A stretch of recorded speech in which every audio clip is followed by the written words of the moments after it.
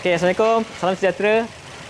Saya Anik daripada Mekanik Auto. Okay, so hari ni kita ada satu bios bermasalah dengan ignition coil.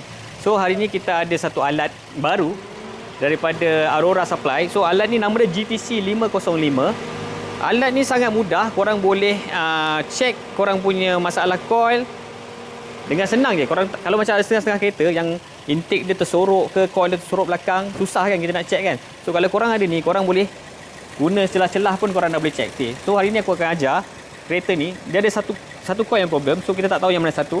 So kita test pakai mesin ni. So hari ni kita tekan test pakai chart Okay, so kita senang je. Letak je dekat coil tu. Korang biar sekejap. Okay, korang angkat. So korang letak balik. Nampak tu punya spike dia. Okay, korang angkat balik. Okay, korang letak balik. Ambil untuk bacaan semua coil. Kalau dia ada 4-4 lah, kalau 6-6. Okay, korang angkat. Dan korang letak balik. Okay, korang boleh angkat lah. So kat sini kita boleh hold. So korang boleh tengok lah.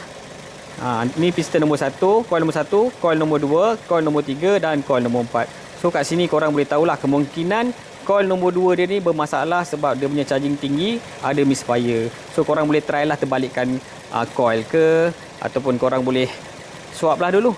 So guys, benda ni kereta dan motor pun boleh pakai. Kalau korang pakai superbike pun boleh. So kalau korang nak dapatkan benda ni, korang boleh dapatkan kat kita orang lah, Mekanik Auto, ataupun korang boleh dapatkan direct daripada Aurora Supply. So guys, benda baik kongsi sama-sama. Bye.